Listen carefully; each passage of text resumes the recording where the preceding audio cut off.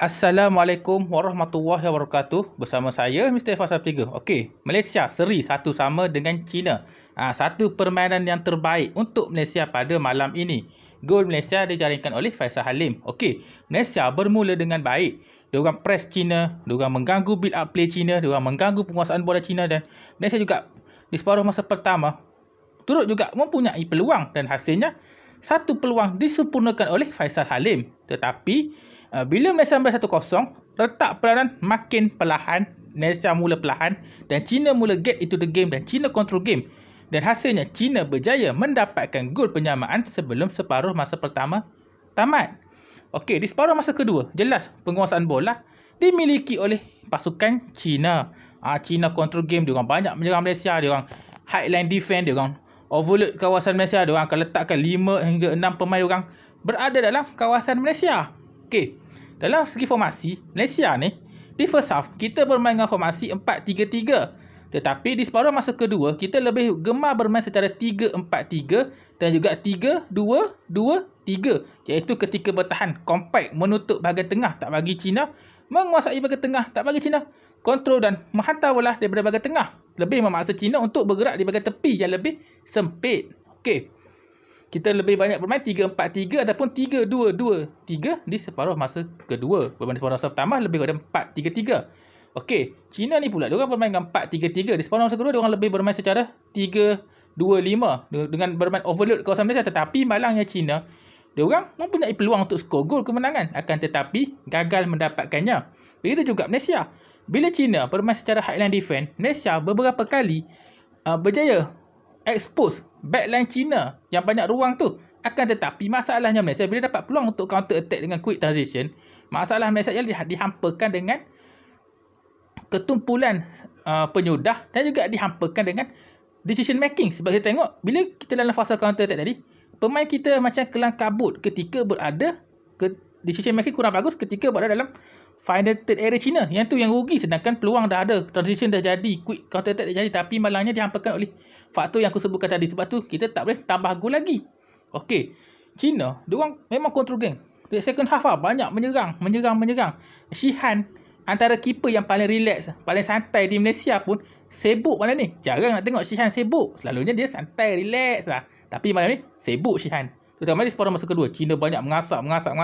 Banyak masukkan bola dalam kawasan Malaysia tetapi gagal untuk menambah gol. Okey, Malaysia, pemain terbaik Malaysia untuk malam ni aku pilih Dion Kool. Dion Kool dia organize bahagian midfield, dia organize bahagian defend dengan baik, Dia organize bahagian defend dengan baik.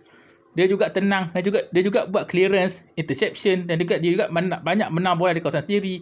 Dan Dion Kool ni bagi aku dialah man of the match Malaysia tadi. Dia begitu tenang, dia boleh organize bahagian defense, dia boleh atur bahagian pertahanan, dia boleh commanding dengan baik di pertahanan, dan dia kerjasama dengan Dominic Tan. Lepas Dominic Tan keluar, Johnny Estol masuk, dia boleh bekerjasama dengan baik dengan rakan-rakan partnership di centre back. Dan sebab itu aku pilih Dion Kool sebagai pemain terbaik Malaysia untuk game tadi. Okey, Malaysia di second half kita lebih bermain secara bertahan dan sesekali mencuri peluang dengan serangan balas. Serangan balas Malaysia ni ialah permainan direct ball, sama ada direct passes ataupun direct long ball, quick transition dan juga counter attack. Malaysia memang di second half kita berjaya manipulate backline China, manipulate space China. Tetapi masalahnya bila kita berjaya manipulate, kita berada dalam satu counter attack yang posisi yang boleh score goal, tetapi malangnya penyudah tak masuk. Dan juga paling malang sekali ialah bila pemain kita pegang bola di kawasan final third China ni, decision making kurang bagus, macam kelang kabut sikit, macam tak tenang sikit. Jadi perlu diperbaiki lagi lah decision making, ketenangan, dan jangan gabra. Jangan cemas bila pegang bola counter attack di kawasan lawan, walaupun lawan tu ranking lagi tinggi dari kita. Jangan takut. Yang itu perlu diperbaiki lagi selepas ini. Tetapi dari segi quick transition, dari segi counter attack, dari segi direct passes, memang menjadi Malaysia. Cumanya itulah di final third tak boleh tenang. Kalau tenang tadi, upset Malaysia, boleh menang tu game tadi. Rugi tu. Tapi okey lah, berapa kali quick transition, counter attack, fast transition berjaya jugalah memecah belahkan pertahanan China.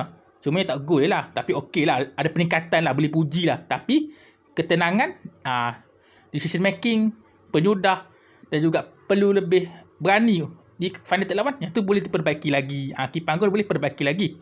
Okey. Malaysia ni pula kita tengok bahagian tengah kita berjaya membantu defend ketika dalam fasa bertahan, dan juga beberapa kali juga masuk membantu ketika menyerang. Dan kita tengok pemain macam Aguero di second half, Enrique Dos Santos, Brandon Gunn beberapa kali juga berjaya membuat killer passes, hantaran yang memecahkan pertahanan Cina yang boleh sampai kepada front three. Itu kita boleh puji dah. Dan pemain midfield kita ni baguslah dalam membantu bertahan, naik menyerang, dan diorang juga berani untuk challenge pemain Cina dalam pertarungan di bahagian tengah. Walaupun bahagian tengah ni lebih dikuasai oleh pemain Cina, tapi kita banyak memberi saingan, dan paling penting midfield juga membantu untuk compact defend, menutup bahagian tengah supaya Cina tak boleh masuk bahagian tengah. Lebih maksa Cina untuk bergerak di bahagian tepi yang lebih sempit untuk mengecilkan ruang dia menyerang. Okey, dalam apa yang kita tengok Malaysia, bila kita counter attack, kita tidak hantar terlalu ramai pemain. Kita tidak overload kawasan lawan. Kita tidak menghantar seramai mungkin, dan kita juga tidak bermain secara highline defense. Bila kita counter attack, kita hanya menggunakan 3 orang, 4 orang. Sebab apa Malaysia buat gitu? Sebab kita nak elak daripada bahagian belakang kita terdedah. Bila bahagian belakang kita terdedah, kita akan diserang secara laju, direct, dan pertahanan kita akan lebih mudah ditewaskan dengan cara serangan lawan. Jadi bila menyerang, hanya mengandalkan skill individu, kualiti individu, dan permainan combination play antara front three, 3 orang depan saja cukup untuk kacau pertahanan Cina. Dan sebab tu lebih banyak direct passes, direct long ball digunakan untuk mencari pemain front three kita, sebab kita tidak bermain dengan overload. Kita tidak bermain dengan meramaikan jumlah pemain kita dalam kawasan diorang. Kita hanya menghantar 2-3 orang, 4 orang je masuk dalam kawasan Cina. Sebab tu lebih perlu bermain quick transition, lebih perlu direct passes, direct long ball, dan juga lebih perlu Malaysia cepat untuk quick transition, dan juga lebih cepat untuk counter attack. Dan hasilnya walaupun kita menyerang secara 3-4 orang pemain, tapi kita boleh membuatkan Cina kacau, dan kita juga boleh membuatkan expose. Kita expose bahagian backline Cina walaupun cara kita begitu. Tapi memang okey lah. Cuma perlu diperbaiki lagi dari segi penyudah. Okey.